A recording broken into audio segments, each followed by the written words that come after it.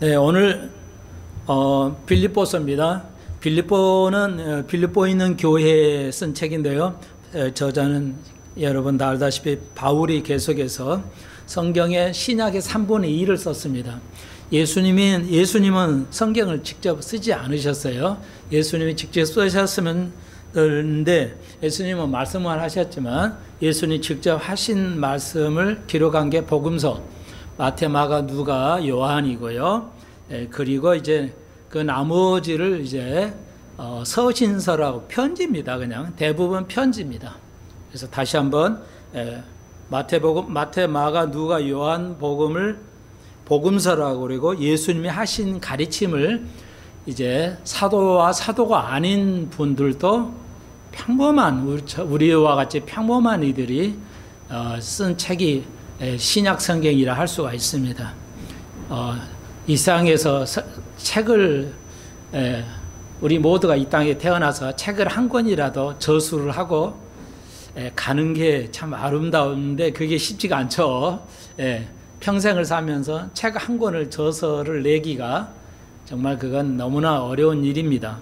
그렇기는 한데 보통 사람들도 사도가 아니어도 마태, 마가, 누가, 요한 복음 또 책을 그것도 쓴 거고요.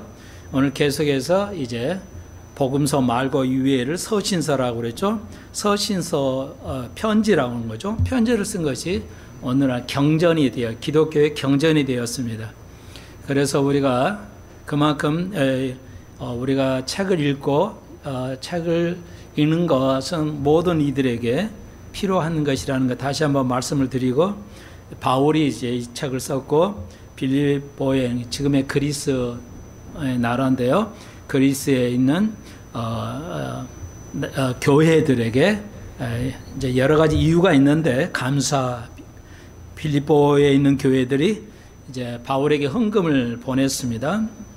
그리고 뭐 그의 여러 가지, 그래서 1장에서는 그 감사의 표시로 쓴 것을 볼 수가 있습니다. 네, 그래서 빌립보 교회에도 약간의 문제들이 있었고요.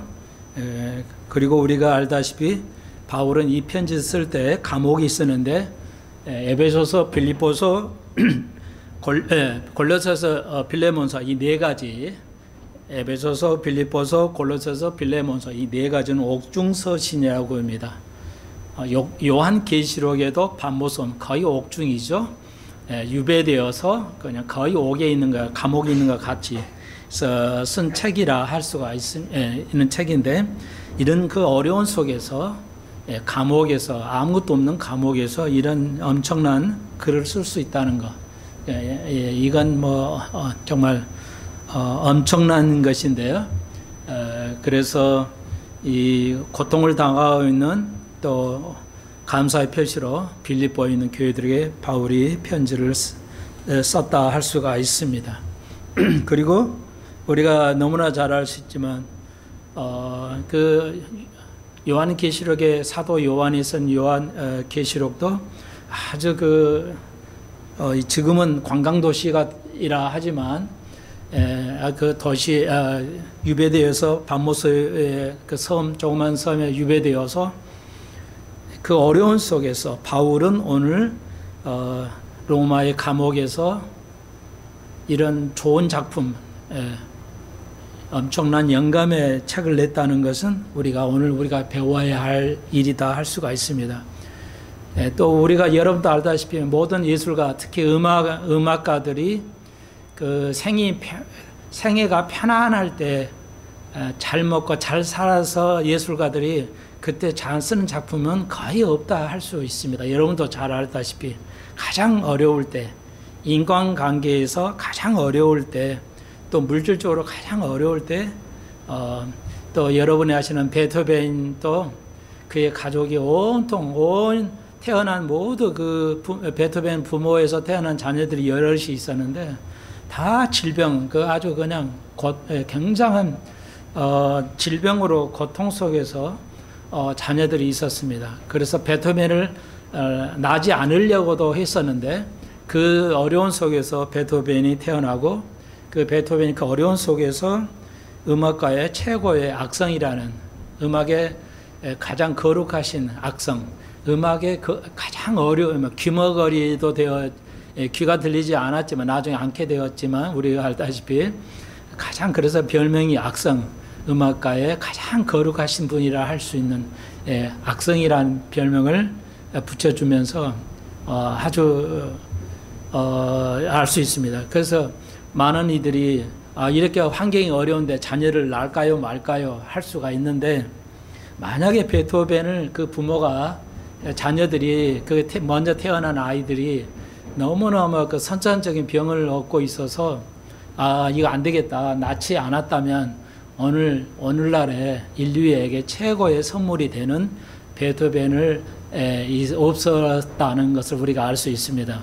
그러니까 어떤 어려움 속에서도 이제 그 베토벤의 부모는 베토벤을 낳음으로써 인류에게 가장 아름다운 선물을 인류에게 한 것을 볼 수 있습니다. 본인은 가장 고통 속에 살았음에도 불구하고 음악가에 있어서 귀가 들리지 않은 것은 그냥 치명적이죠. 인간이 살 수가 없잖아요. 아무것도 할 수 없잖아요. 지금도. 그렇지만 들리지 않는 귀를 처음에는 들렸는데 살다가 어떤 이유인지 모르지만 아무튼 어떤 병에 의해서 귀가 들리지 않았습니다. 그랬음에도 불구하고 자기의 생각하는 그 마음의 생각을 가지고 악보를 그려냈죠. 인간이 할 수 없는 것인데 그런 작품들을 썼어요. 그게 바로 오늘 인간이 우리에게 그 고통에서 튀어나오는 그 영감은 말할 수가 없다. 그것이 빌립보서의 한 부분이라 이렇게 생각하셔도 틀리지 않다 할 수가 있습니다. 그래서 여러분 생에 오늘 많은 어려움을 누구에나 가지고 있습니다. 누구에나 어려움을 가지고 있는데 오늘 빌립보서가 여러분에게 금방 말씀드렸듯이 베토벤을 그 부모가 태어나지 않았다면 인류에게 이만한 아름다움을 선사할 수가 없잖아요. 그러니까 환경에서 오늘 간단했지만 하나님의 1장 4절에 내가 기쁨으로 간구한다. 이 기쁨이라는 단어를 썼어요. 빌립보서 전체의 내용은 제목을 기쁨이라도 할 수가 있습니다. 기쁨이라고 이렇게 잡을 수도 있습니다. 빌립보서의 대주제를 기쁨이라, 바울이 기쁨을 이야기했어요. 감옥에 가서, 로마의 감옥은 한 번 들어가면 죽어서만 나오는 곳을 우리가 감옥이죠. 요즘은 감옥을 들어갔다 나왔다 밥 먹듯이 하는 사람이 있지만 고대에서 감옥에 들어가면 죽어야만 나오는 컴컴한 그 굴에서 엄청난 그 고통 속에서 살아야 되는데, 그래서 거기서에서 이렇게 아름다운 기쁨이란 단어를 바울이 구사하고 있는 것은 우리에게 많은 것을 깨우쳐 준다 할 수가 있습니다. 그래서 여러분이 빌립보서를 읽으시면 기쁨 이렇게 딱 정리가 그 아주 중요한 단어, 핵심 단어를 중에 하나, 기쁨이란 단어가 있다는 것을 볼 수가 있습니다. 그래서 아무쪼록 오늘 빌립보를 배우면서 여러분이 기쁨에 대해서 이제 생각을 좀 해보시고, 영감에 대해서 오늘 이 어려움 속에서 우리가 어떤 기쁨으로, 어떤 기쁨을 가지고 왜 기뻐해야 되는가, 이런 어려움 속에서도 그래서 바울은 항상 기뻐하라, 모든 일에 감사하라고 그랬죠. 범사에 모든 거에 감사하라. 그러니까 좋은 일도 감사하고 나쁜 일에도 감사할 수 있어야 된다는 것이죠. 이게 인간에게는 너무너무 어려운 것이죠. 어느 누구에도, 손 목사에게도 어려운 겁니다. 그 어려움 속에서 이제 우리가 기쁨을 유지한다는 게 굉장히 어렵죠. 그렇지만 바울뿐만 아니라 예수님뿐만 아니라 바울도, 사도 요한도 반보섬에 들어가서 유배되어서 오늘날 우리 왕자들도 유배되고 갔지만 거기서 죽고 말잖아요. 그렇지만 이래 하나님의 사람들이 그런 유배지의 감옥에서도 이렇게 아름다운 영감 있는 책을 쓴다는 거 다시 한번 여러분 생각하시면서, 이번에 또 빌립보서를 배울 때 내가 바울이 되어서, 여러분이 바울이 되어서 나가 이렇게 여러분의 어려운 속에서도 이걸 읽으시면서 새로운 기쁨을, 새로운 믿음을 세웠으면 하는 게 저의 바랍니다 할 수 있고, 그래서 오늘 여기 1장에서는 핵심 단어를 그냥 나열해 드렸어요. 11절까지인데 11장 전체인데 반은 쓰지 못했어요. 공간이 좁아서. 그래서 오늘 11절까지 해서 핵심 단어를 7가지 정도로 이제 써드렸습니다. 항상 제가 자주 말씀드리지만 어떤 공부에도 단어 공부가 시작입니다. 예. 어떤 공부도 영어든 수학이든 산수든 국어든 뭐 성경이든 간에 과학이든 간에 가장 첫 걸음이 단어고, 어떻게 보면 시작과 끝이 단어입니다. 그러니까 단어와 단어가 모아서 문장이 되어서 뜻을 이해해야죠. 그래서 성경이 아무리 지식 있는 사람도 성경을 어려워하는 사람들이 있습니다. 예. 그래서 다시 한번 단어의 핵심 단어를 이해하는 게 아주 중요하고요. 성경은 그렇게 어렵지 않잖아요. 여러분이 자녀들이 배우는 과목이 어려우는 아이들은 이 단어를 이해하지 못하기 때문에 그래요.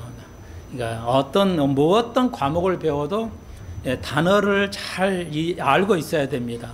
단어를 여러 가지 뜻으로 이렇게 한 가지에서 여러 가지 뜻을 있는 걸로 이해가는 것은 굉장히 중요합니다. 오늘 봉독했지만 1장 10절에서 1장 9절 10절에서 지식과 모든 총명을 얘기하지. 바울이 그러니까 왜 이걸 얘기하냐면 어려운 속에 있는 이 고린도에 사는 교인들에게 그 어려운 속에서 너희들이 지식이 있어야 되고 이거 어려움을 극복하려면 지식이 있어야 되고, 우리는 이게 총명이라고 그러는데 틀린 말은 아닙니다. 그러니까 총명이라는 단어는 거의 판단력입니다. 판단을 잘 해야 된다고 바울이 말하고 있습니다. 그러니까 판단이 너희들이 뛰어나야 된다.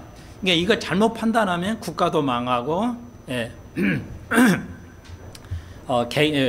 회사도 망하고 개인도 망하잖아요. 그러니까 이 지식이 있어야 되고 판단이 아주 좋아야 돼. 중요하다는 건 뭐 익히 알죠. 그래서 오늘 시간이 되면 이것도 조금 언급은 해야 될 것 같은데, 아무튼 우리가 이 판단력이 있어야 돼요. 그러니까 우리가 삶에도 판단력이 필요하고, 그래서 제가 쉽게 편하게 알려드리기 위해서 그리고 우리가 나이가 들면 어린 아이들은 사회 경험이 없기 때문에 이 단어가 무슨 말인지를 잘 이해하지 못해요. 그렇지만 우리는 이제 생을 살아봤기 때문에 단어의 의미가 무엇이고 이런 걸 조금씩 이해력은 나이가 들수록 훨씬 높아집니다. 여러분, 어릴수록 단어를 외우는 걸 잘하지만 무슨 말인지는 몰라도 외워요. 무조건 외워요, 아이들은. 그렇지만 어른들은 자꾸 잊어버리지만 이해력이 뛰어납니다. 이해하게 돼요. 이게 그런 뜻이었어, 이런 의미야. 그러니까 이해력이 올라갑니다. 그래서 판단을 잘해야 됩니다. 그 판단하는 첫 걸음이 뭐라고 그랬어요? 단어를 이해하는 것이라고 그랬죠. 그리고 단어와 단어가 모여서 하나의 문장이 무슨 말을 의미하는지를 배우는 것. 그걸 아는 것이 굉장히 중요합니다. 이건 아주 성경에서 아주 중요한 내용이 되겠습니다.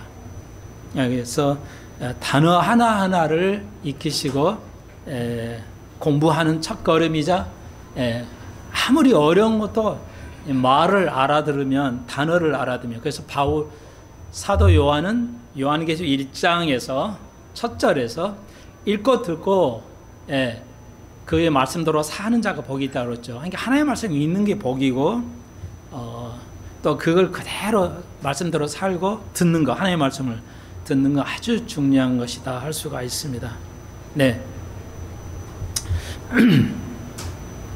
다시 한번요. 어떤 자가 복이 있어요? 말씀을 읽고 듣고 행하는 자가 복이 있다고 그랬습니다. 이거 굉장히 중요하죠. 그래서 여러분 다시 한번 부탁을 드리자면, 오늘 쓰는 이 핵심 단어를 알잖아요. 그리고 그 말씀대로 사는 겁니다. 오늘 현대교인들이 열심히 교회는 다니지만 말씀대로 살질 않아요. 불행하게도 여러분은 열심히 사는 걸로 제가 알고 있지만 이 세상의 교회들을 제가 볼 때 증명해낼 수 있습니다. 불행하게도 저는 잘 사는 사람에, 지금은 우리나라는 특히 그 잘 사는 사람하고 못 사는 사람의 그 갈등이, 보이지 않는 갈등이 심하잖아요. 그러니까 가난한 자는 주로 좌파 쪽에, 부자들은 우파. 그래서 이 싸움이 엄청나는데요. 둘 다 잘못이에요, 지금은. 예. 저는 저도 가난하니까 부자를 이렇게 좀 안 좋은 감정 그런 건 전혀 없습니다. 옛날에는 젊은 때는 있었지만요. 부자들은 열심을 다해서 어렸을 때 공부 열심히 해서 그 어려운 시험들을 패스해 가면서 열심히 일해서 돈 버는 것이 뭐 아름다운 거죠. 왜 자기는 열심히 안 하고 가난해져서 그렇다는 거, 그렇게 생각하면 안 되겠죠. 자, 그래서 아무튼 이 우리나라는 지금 거의 그 양쪽의 그 대결이 너무 심한데, 정말 우리가 그런 데서 잘 그 중심을 잘 잡고 자 가야 되는 게 있는데요. 자 보십시오. 그런데 우리가 이 말씀대로 내가 그 살아가야 돼요. 이 말씀대로. 그래서 예수님께서 말씀하셨죠. 선한 사마리아 말씀을 비유를 들었잖아요. 선한 사마리아. 사마리아는 이스라엘의 땅이에요. 사마리아라는 땅은 이스라엘 땅인데 약간 이스라엘에서 좀 위쪽에 있는 땅이에요. 근데 2000년 전에 로마가 이스라엘을 지배해서 로마가 세계를 지배했잖아요. 그러니까 주로 그냥 그 지중해 모든 나라를 유럽이나 지중해를 지배하면 세계를 지배한 것인데, 로마가 이스라엘을 지배하면서 그 사마리아 땅에 여러 지배하니까 세계 로마인들도 이스라엘 쪽에 와서 거주하게 되고요. 우리나라에 일본이 지배하니까 일본이 우리나라에 와서 더 살잖아요. 뭐 여러 가지 기업도 하려니까. 그러다 보니까 이제 그와 똑같은 거예요. 그래서 이스라엘 사람하고 세계 이방인들하고 이렇게 국제 결혼을 하다 보니까 이제 거기서 태어나는 사람, 혼혈아들을 우리가 사마리안이라고 해서 유대인들이 그래서 이 혼혈아를 아주 싫어했습니다. 우리나라도 좀 더 심하잖아요. 그러니까 미국은 이게 심하지는 않아요. 미국은 원래 혼혈이죠. 미국 같은 나라는 원래 다민족 국가예요. 그러니까 생김새가 다 달라요. 피부 모양도 다르고, 뭐 눈 모양 색깔도 다르고, 머리 색깔도 다르고, 온통 다 달라요. 그러니까 미국 가보면 인종이 다양하다는 걸 딱 한눈에, 공항에 내리면 한눈에 알아요. 머리 다르지, 뭐 생김새 뭐 다 달라요. 눈 색깔도 다르고. 그러니까 우리나라는 동양이라 하나라이기 때문에 여기서 오는 이제 폐단도 있기는 한데요. 그래서 그게 다르면, 그러니까 유대인도 동양인이거든요. 그러니까 그 혼혈을 아주 싫어했어요. 그게 사마리아에 살았어요. 그래서 사마리아인을 아주 안 좋게 인식을 했었는데, 선한 사마리아가, 그래서 거기서 선한 사마리아인이니까 비유를 드니까 유대인들이 놀래겠죠. 반감도 있고 놀랬겠죠. 별로 안 좋아하는 선한 사마리아 나쁜데 선한 사마리아 비유를 드니까 예수님이 왜 또 그렇게 하셨어요? 별로 안 좋은데도 그때 예수님께서 선한 사마리아 비유를 들었어요. 여러분 다 아시는데 자꾸 얘기가 길어지는데, 아무튼 그래서 서면서 사람 비유를 들으시면서 살아들었죠. 지나가는 여러 고통을 당해서 어떤 사람이 고통을 당해서 강도를 만나는데 다 죽을 뻔했는데, 거기를 지나가는 여러 가지 제사장, 오늘 같은 목사, 장로, 집사, 뭐 사업가, 좋은 예수 믿는 사람들이 다 지나가는데, 모른 체하고 지나가는데, 거기 너희들이 인식이 안 좋은 사마리아인이 딱 지나가다 그 강도를 맞는 사람을 돈을 자기 사비를 내서 치료하는 거. 그러면서 너희도 이와 같이 행하라고 그랬죠. 예수님의 핵심은 딱 그거예요. 너희도 이와 같이 행하라는 거죠. 그러니까 여기서는 행해야 구원받을 수 있다가 아니고요. 행위로 구원을 언급하는 게 아닙니다. 헷갈리시면 안 돼요. 이건 뭐냐? 예수를 믿는 사람이라면, 예수를 거듭났다면, 당신이 구원을 받은 사람이라면 증거가 뭐다? 선한 행위를 한다는 겁니다. 예. 선한 행위로 구원받는다가 아니에요. 행위로 구원받는다 2단 그 교리가 아닙니다. 아주 헷갈려요. 거기서 거기 같은데 마크를 한 칸인데 잘 이해해야 돼. 선한 사마리아의 비유는 뭐예요? 하는 너희도 이거 행하라고 그러죠. 예. 그래야 이제 구원받는 건데 이 말은 행위로 구원받는다는 의미가 아니고 네가 구원받는 하나님의 진실한 하나님의 사람이다. 진실한 하나님의 종들이라면 종이고 성도로 하면 뭐냐? 그건 선한 일을 행하라는 거죠. 행하라는 거죠. 너만 잘 먹고 잘 살지 말고 선한 일을 베풀으라는 거죠. 그게 증거다. 이해하시겠죠? 자, 그런 의미예요. 자, 그래서 좀 몇 가지 좀 말씀을 드렸어요. 자, 그 다음에 간단히 시간 좀 절약하기 위해서 제목을 달았는데 오늘 제목 그래서 빌립보서의 대주제를 기쁨이라고 이렇게 해드렸는데 조금 설명이 필요할 것 같아요. 조금 설명을 드리고 하겠는데 자, 오늘 제목은 기독교 대 종교라고 썼어요. 자, 오늘 이 아침인데 제가 시간을 드릴 시간은 없지만요. 이겁니다. 질문은. 오늘 1장에서 반밖에 못 읽었지만 1장에서 기독교냐 아니면 기독교냐 이걸 선택할 수 있는 이걸 찾을 수 있는 구절이 몇 절이 있냐 여러분이 찾아보시기를 바랍니다. 금방 말씀드렸듯이 오늘 빌립보서 전체의 대주제를 기쁨이라고 할 수 있습니다. 기쁨이라 할 수 있는데 오늘 설교는 기쁨이란 단어를 안 쓰고요. 제가 기독교냐 아니면 종교냐 이렇게 제목을 달았어요. 그 이유는 그것이 오늘 여러분이 미리 읽으셨다면 빌립보서 1장에서 어디 구절이 이게 종교가 되냐 기독교가 되냐를 찾을 수 있는 게 어디냐 그걸 제가 질문해 드리고 싶어서 따로 이렇게 제목을 잡았습니다. 그래서 답은 이제 알려드릴 수밖에 없는데 여러분이 찾을 수 있어야 된다.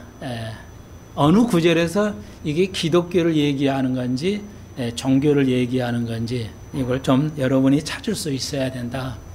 그러시면 여러분은 구절에 내가 기도하는 거 바울이 빌립보서를 위해서 기도하는 거 너희 사랑을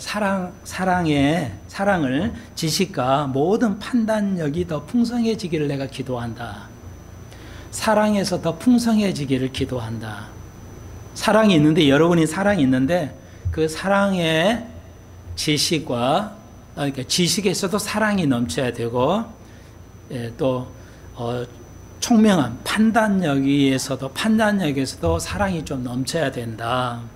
그러니까 사랑도 성장해야 되고 지식도 성장해야 되고 판단력도 지금의 시대는 판단력이 너무너무 떨어져 버렸어요. 판단력이 사라졌다 할 수가 있습니다. 지금 시대 젊은이들 간에 젊은이든지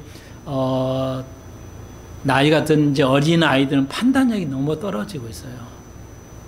그러니까 뭘 어린애 잘 외워요. 잘 외워도 근데 왜 이걸 그렇게 표현을 하냐면요.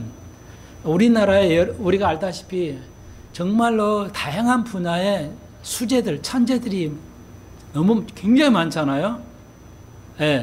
뭐 바둑 천재, 뭐 수학 천재, 뭐 영어 천재, 뭐 음악의 천재, 그 다양한 천재 우리나라 많이 나는데 다 어디로 갔습니까?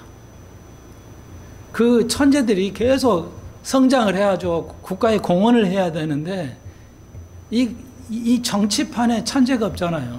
정치 그 한 사람 한 사람 다 똑똑한 사람인데 정치를 보십시오. 우리가 알다시피. 그러니까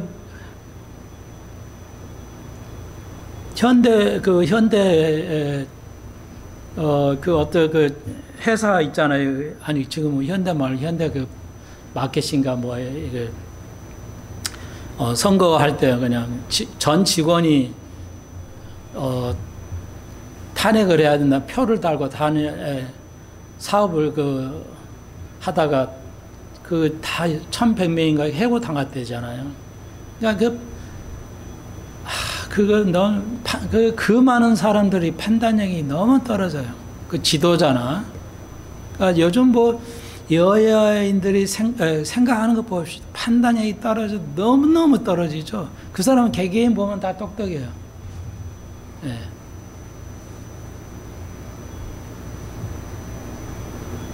거의 많은 이들이 국민을 잘 살게 만들었는데 오히려 잘 못 살게 만들고 일부러 그럽니다. 지금 시대는. 내가 아주 비통함을 느끼는데요. 판단력이 떨어져도 교회 목사들이 선악을 판단을 못해요. 그래가지고 음행하는 그 남자의 부끄러움을 선하다고 하면서 정치인들이 다 그 목사의 그런 것들을 이용해가지고.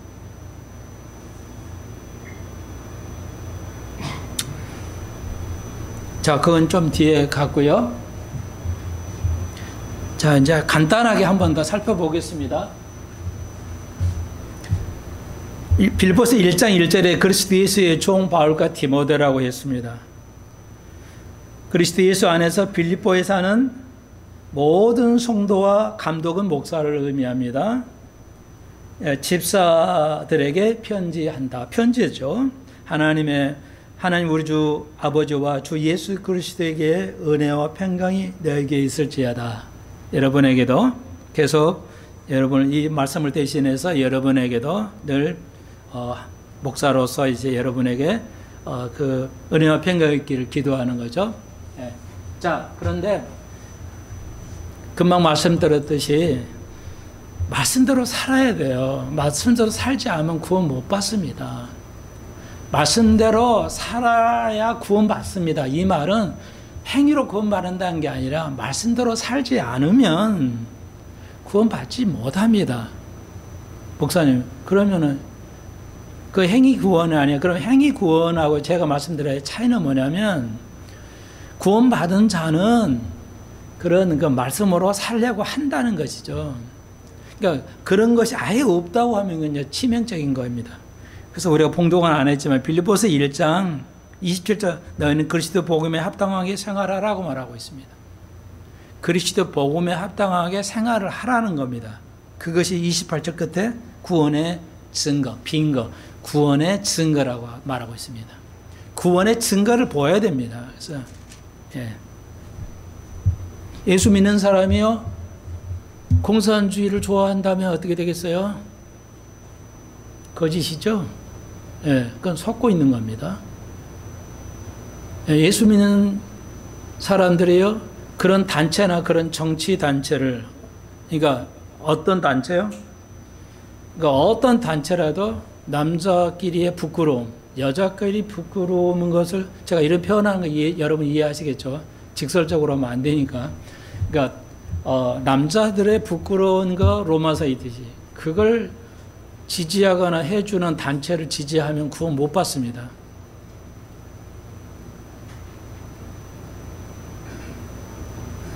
불행히도 우리나라는 뭐야?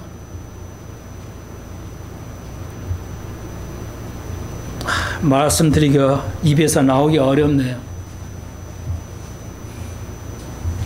이런 걸 절대적으로 지지하는 교회들이 있죠. 구원 못 받습니다. 그걸 몰라요. 그걸 지지하고 표를 보내면 그걸 표를 보냈던 그 교인들은 뭐예요? 구원 받지 못합니다. 자, 다시 한번 나는 이 종이야. 예수 그리스도 종이죠. 여러분과 저는 예수 그리스도 종이고 그러니까 예수 그리스도 종이니까 사람의 종은 아닌 줄로 생각해요. 여러분 우리는 목사는 여러분에 대한 종입니다. 우리 모두는 서로가 종노릇 하라고 그랬습니다. 물론 예수에 대한 종이지만 예수는 인간의 종 이하로 왔죠. 예수님이 이 땅에 오신 것은 하나님으로 오셨지만 종으로도 오셨어요. 인간을 신이 인간의 인간을 위해 종으로 오셔서 인간보다 더, 종보다 더 낮은 벌레로 오셨잖아요. 벌레 못한 존재로 오셨어요. 벌레 취급받았죠. 십자가에서 죽임을 당한 것은 벌레 취급을 받은 거예요. 그러니까 이게 뭐 신비 그 자체입니다. 설명할 길이 없어요. 신이 인간의 모습으로 왔고 인간보다 더 낮은 자리에서 인간을 위해서 죽으셨다. 이건 설명할 길이 없습니다. 사실은.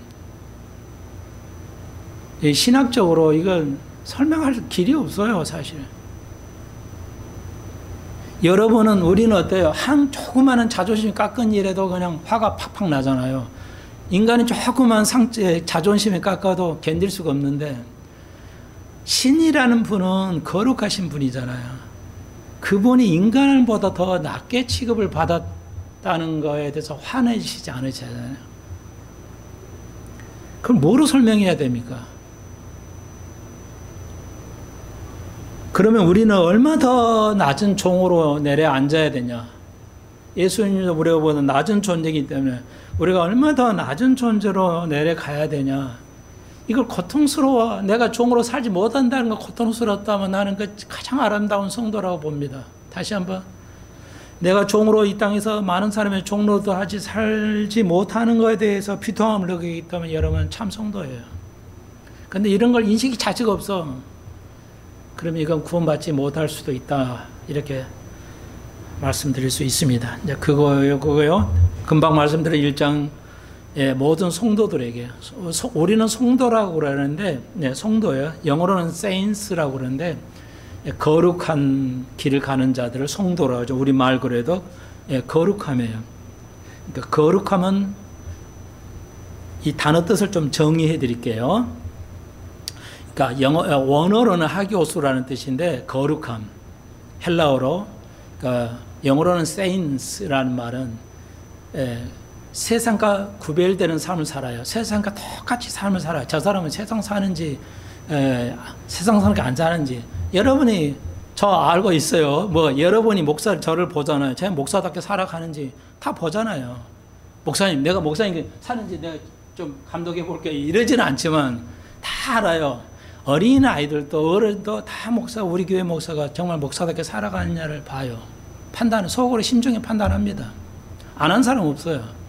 목사도 신실하죠. 교인들의 양떼를 내 마음에 둔다고. 여기도 우리가 했잖아요. 내 마음에 둔다고.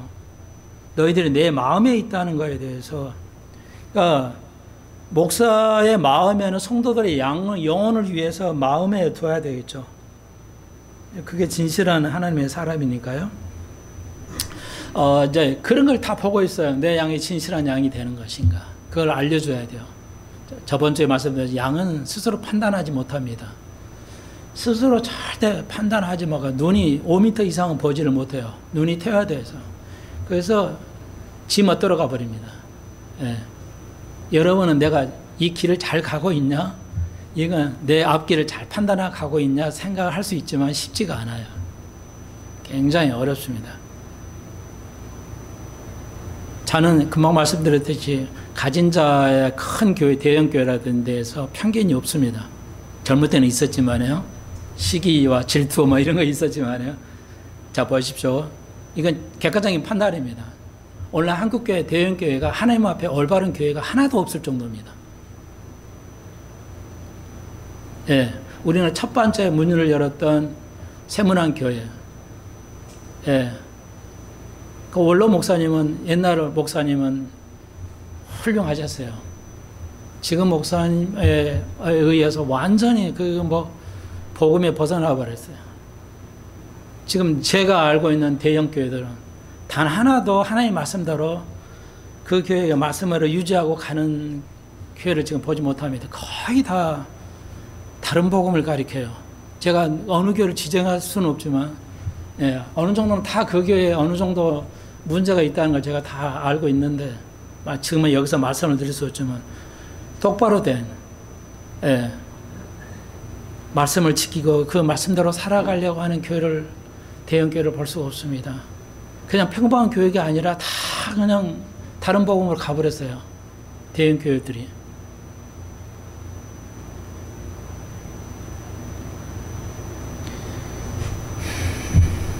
무서운 일이라 할 수가 있습니다. 자, 그 다음에요. 쭉 내려가서, 그 다음에 3절에 기쁨을, 4절 보시면 내가 기도할 때마다 너희 물을 내야 기쁨으로 간구하고 기도한다. 자, 이제 여기 답은 아직 못 드리는데요. 네, 여기 기쁨의 요걸 단을 설명할게요. 여러분, 우리 모두의 질문은 그거죠. 이 어려운데 내가 이 어려움을 겪고 있는데 기뻐할 수 있냐? 이렇게 말할 수 있는데요. 네, 여기서 기쁨은 두 가지죠. 네, 이렇게 영어로 써야 될게요. 우리 말이 없어서요. 정확하게. 요 기쁨이란 걸, 영어로 해피하고 조이가 있는데, 이걸 설명하기가 굉장히 어려워서, 우리 말은 좀 없어서 이렇게 영어로 써서 좀 할게요. 헬라어에 좀 가까우니까요. 그게 뭐냐면, 그러니까 그러잖아요. 우리가 우리식으로 이해하면, 내가 고통이 있는데 왜 어떻게 기뻐할 수 있냐? 어떻게 감사할 수 있냐? 성경은 그 할 수 없는 걸 시키는 거 아니냐? 아니에요. 그래서 영어로 보면 happy가 있고 joy가 있어요. 이 단어는 다 기쁨이에요. 형용사, 명사로도 쓰지만 이거 두 개 단어는 다 다릅니다. 그래서 우리는 여기서 영어 성경 보면 joy로 되어 있어. 우리가 joy 할 수는 있어요. 우리가 happy 할 수는 없어요. happy 할 수는 없어요. 근데 우리가 joy 할 수는 있어요. 이게 뭔 말인가? 어떻게 하면 기쁨인데 이거 말고 이 기쁨을 우리가 할 수가 있습니다. 성경은 그걸 말하는 거지. 그래, 네가 고통스러운데 막 행복하라. 우리가 이렇게 할 수 없어요. 근데 행복이란 단어 우리가 이건 좀 여담인데 너무 자주 쓰고 너무 엉터리로 써요. 그래서 참 이게 안타까운데, 그러니까 어떤 초등학교를 제가 거의 매일 가다시피 하는데요. 가면 입구가 뭐냐면 이름은 있어요. 학교 정식 이름은 있는데 옆에다 써놨어요. 앞에 뭐냐, 해피스쿨이라고 써놨어요. 해피스쿨, 이렇게 행복한 학교라고, 좋은 학교라고 이렇게 써놨어요. 영어로 써놨어요. 그냥 쓰는 거니까 써놨겠지만요. 저걸 보면서 제 느낌은 그래요. 너무 전문적인 생각인지는 몰라도요. 여러분, 행복한 학교는 존재하지 않습니다. 뭐 행복한 교회도 있어요.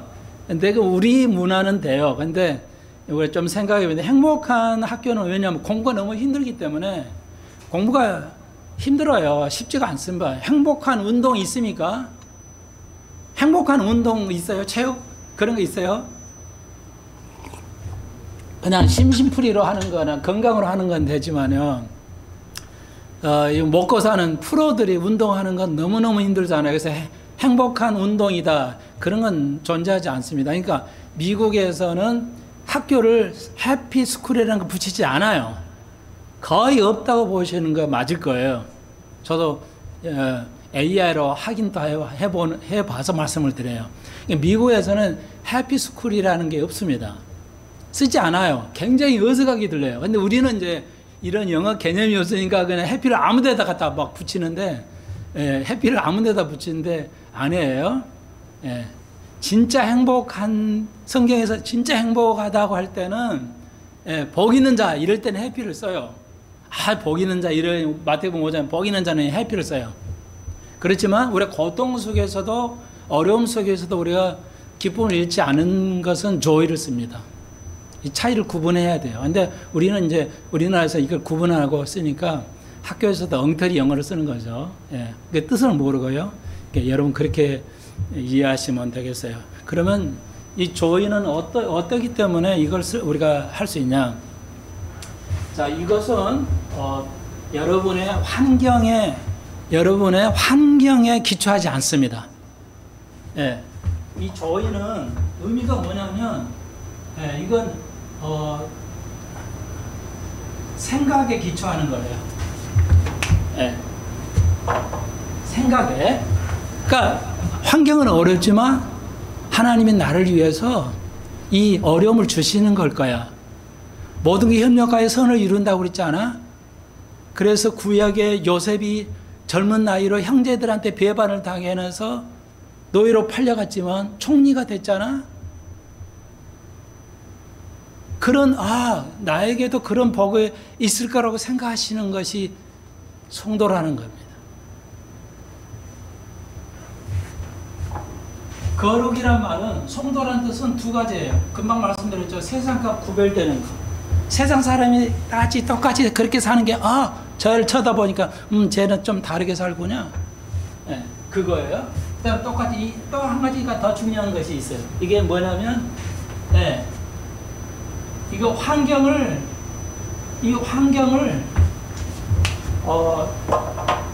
어떤 환경도 받아들이는 거예요. 어떤 환경도, 그러니까 우리가 어떤 병을 얻었어요. 근데 이제 갈브리체풀 목사님도 그래, 가족에 그냥 아주 고통스러운 그런 병이 생기기도 해요. 그분들도. 그러면 부부끼리 그러죠. 그러니까 목사님은 이 현실을 우리가 받아들입시다. 하나님이 이 어려운 환경을 우리에게 허용하시는 것에 대해서 우리가 받아들입시다.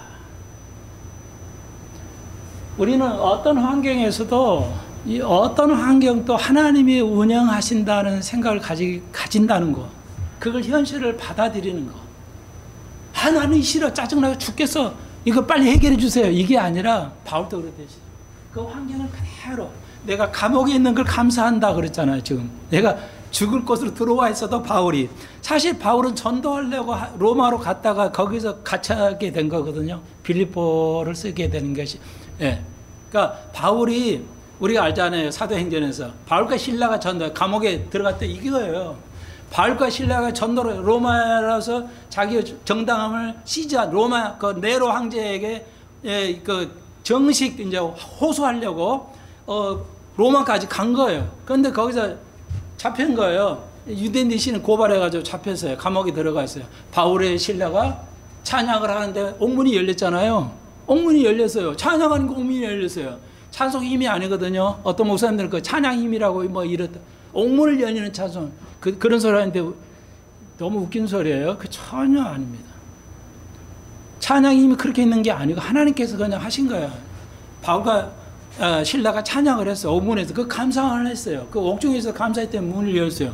그러니까 지진이 나서 옥문이 열려보니까 관수가요. 로마 군인들이 그걸 지켰는데 만약에 제수가 도망갔다 그러면 자기는 죽음을 당하거든요. 그 관수들은 경비하시는. 그러니까 자기가 자살하려고 다 도망가 버렸는데 지진 나서 옥문이 열려가지고 다 죽으려고, 그러니까 자기 간수도 죽으려고 자기 자살하려고 하니까 바울이 그러지 마라. 나 도망가지 않고 여기 있다. 감옥 안에서 있다. 절대 도망가지 않았다. 그래 놀래가지고 어떻게 이런 사람이 다 있어? 그랬더니 그래서 거기서 그 간수가 이제 하나님을 영접하게 되죠. 그리고 시작하는 게 로마의 복음서고 복음서입니다. 빌립보서가 그래서 시작합니다. 그걸 말하고 있어요. 지금 이해하시겠죠? 거룩이란 말은 우리는 거룩해요. 거룩한 존재는 뭐냐면 그런 어떤 환경에서도 그걸 받아들이는 거예요.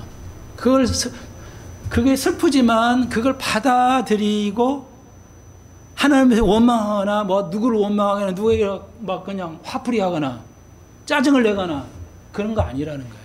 이해하시겠어요? 그게 성도야. 그걸 거룩이라는 단어입니다. 잊어버리지 마십시오. 제발. 이런 거 너무너무나 중요한 단어입니다.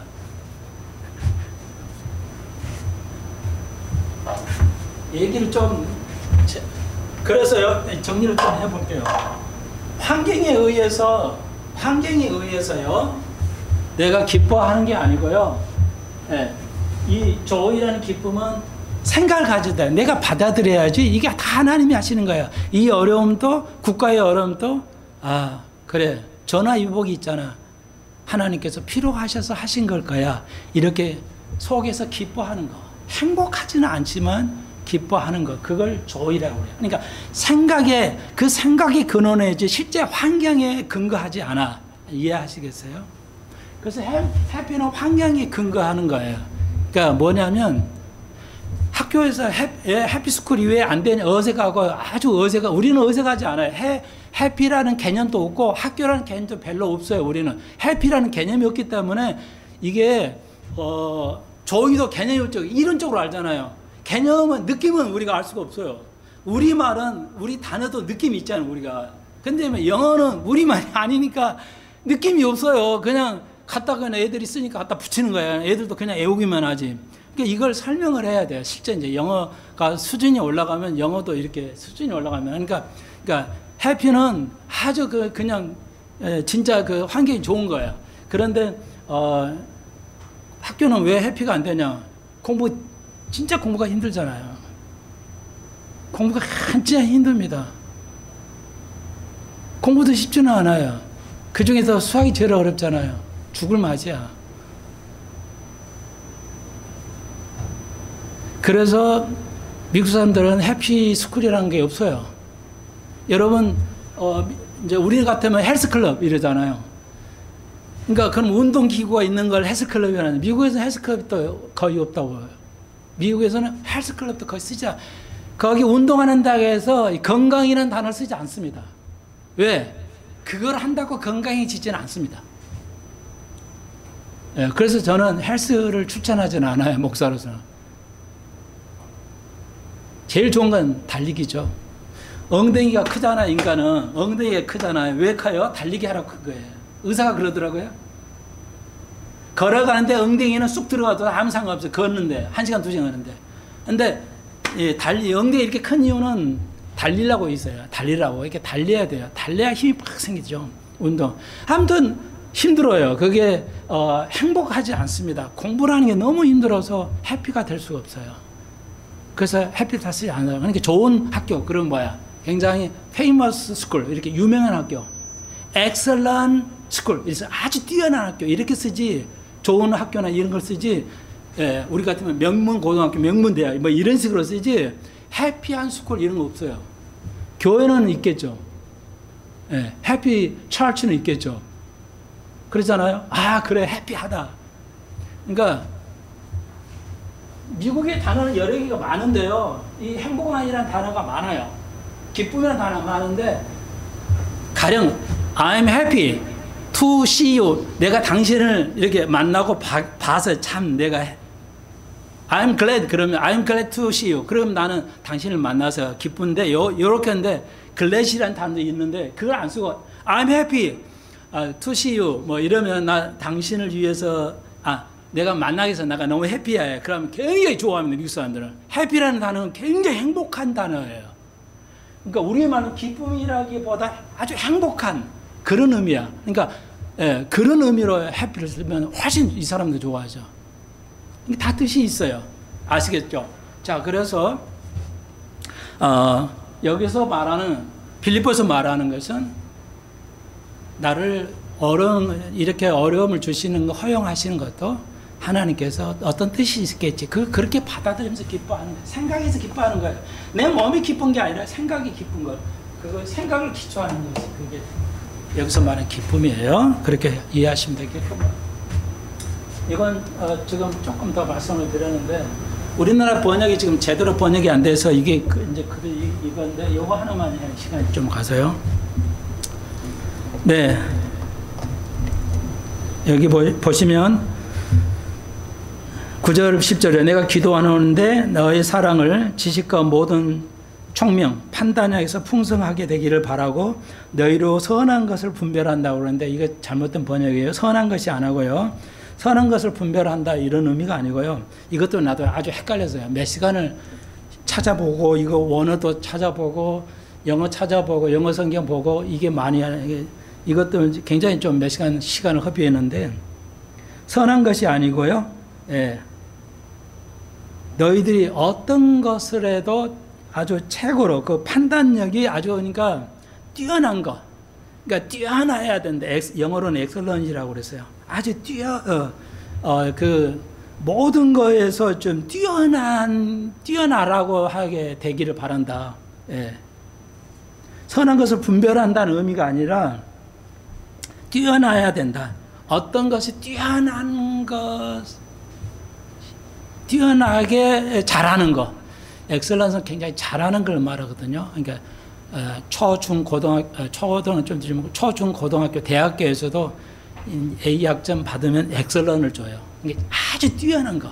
그러니까 어떤 뛰어난 것을 잘 분별하는 거, 뛰어난 것을 받아들이는 거, 잘 이해하고 받아들이는 거, 뭐 이런 것을 잘하다라 하는 말을 제가 번역을 좀 내가 그랬지 못해 죄송한데 아무튼 그런 거예요. 그러니까 선과 악을 분별한 게 아니라 네가 할 것 중에 모든 것에서 뛰어나기를 바란다. 바울은 그렇게 기도하고 있어요. 아주 뛰어나게 그 모든 면에서 네가 하는 면에서 아주 뛰어나기를 바란다. 그리고 진실하여 허물이 없이 우리의 죄 없이 그리스도의 날까지 이르기를 바란다. 이렇게 기도를 하고 있습니다. 이해하시겠죠? 자, 여기 이건요. 이건 다음에 집에 가서 숙제를 내드릴게요. 오늘 여기 빌립보서 1장에서 기독교냐 종교를 판단할 수 있는 게 어떤 거냐를 하는 걸 한번 절 찾아보세요. 집에 가서. 그리고 다음 시간에 그건 알려드릴게요. 시간이 없으니까. 그리고 다음 시간에 해드리고요. 여기서는 그리스도의 날, 여기는 쓰질 않았는데 지금 그리스도의 날, 예수의 날 혹은 그리스도의 날이죠. 그건 휴거예요. 동의어입니다. 꼭 잊어버리지 마세요. 그리스도의 날, 휴거의 날. 근데 왜 허물 없이, 죄가 없이 그리스도의 날까지 잘 우리가 풍성하게 사랑 가운데 있기를 바란다. 이제 모든 목사의 바람인데요. 그리스도의 날, 휴거의 날까지 허물이 없어요. 왜 그렇죠? 자, 이런 것을 판단하는 것을 우리가 추론이라고 그래요. 어떤 문맥에 의해서 답이 있어요. 답이 있는데 문맥에서는 답이 없어요. 여기는 문맥에 답이 없어요. 그냥 왜 허물 없이 그리스도 날까지 이르려냐? 이 말은 없어요. 그러니까 여러분 이건 추론을 해야 돼. 그러니까 추론에 문제가 나오면 훨씬 어려워지죠. 제가 말씀을 드려서 기억하실 건데요. 그리스도 날까지, 그리스도의 날이 되면 우리가 순간에 거듭 변화되어서 하늘나라에 있으면 우리가 이제 고린도의 전서에 있듯이 그리스도 심판다 했습니다. 상급을 받는 거야. 상급을 받은 날 허물이 있으면 어떻게 돼요? 죄가 있으면, 알고지 이제 모르는 죄가 있으면 여러분의 상급은 깎입니다. 쉽게 말해서, 그러니까 상급을 배분하는데 여러분 다 구원을 받은 거 있어요. 확신을 이제 가질 수 믿고요. 거기는 분명하죠. 내가 예수를 구주로 받아들이고요. 구주로 받아들이고 주인으로 받아들이고 내가 종이 되었다는 걸 인식하고 그렇게 살려고 해요. 목사님. 그럼 그건 100% 구원받는 거죠. 그리고 우리가 이제 더 중요한 게 이거죠. 우리가 그리스도의 심판에 섰을 때 상급을 배분할 때 여러분에게 이제 그리스도의 의의 면류관을 써야 되는데 그거 쓰지 못하는 사람도 있겠죠. 그때 여러분이 나를 보고 이제 후회하거나 원망하면 안 된다. 그래 그걸 하실 분은 없지만 저도 그렇게 되면 안 되기 때문에 우리가 전혀 알려드립니다. 왜 허물이 그리스도 날까지예요? 우리가 이 땅에 살면서 죄를 많이 짓고 삽니다. 돈이 어떤 이는 돈이 말이죠. 가난하던 부자든 돈이 우상이 된 적이 있고요. 자기가 우상이 될 수도 있고요. 그러잖아요. 욕망이 우상이 되고 이런 거, 자기 고집이 우상이 되고요. 다 우상이에요. 목사들은 출세하려고 교회로 출세하고자 하는 그 욕망, 그 우상입니다. 구약에 보십시오. 솔로몬이 성전을 지었잖아요. 7년에 걸려서 성전을 지었잖아요. 하나님 솔로몬에게 뭐라고 그래요? 네 성전 지어서 고마워. 내가 복 줄게. 이런 말 없어요. 많은 목사들이 교회를 성전이라고 나쁘게 말하면 사기치면서 뭐라고 그래요? 교회 잘 지으려고 그냥 돈 뺏어가려고 노력하잖아요. 그게 뭐예요? 우상이에요. 우상 숭배하는 거예요. 뭐라고 그랬어요? 열왕기상에서 솔로몬이 성전을 짓고 나자 뭐라고 그랬어요? 하나님께서 네가 내 말을 지키면 내가 복을 준다고 그랬지 성전 지었으니까 복 준다는 말 아니에요. 솔로몬에게 영광을 그 지혜를 주셔서 복이 성전을 지어서가 아닙니다. 성전은 아무 관계 없어요. 그게 그때 솔로몬도 알았어요. 성전 지은 것, 내가 이것 때문에 복을 주신다는 생각을 가지고 있지 않았다는 것도 알았어요. 솔로몬이.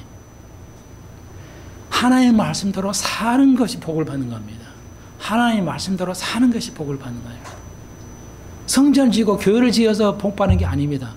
교회하고 성전은 전혀 별개의 것입니다.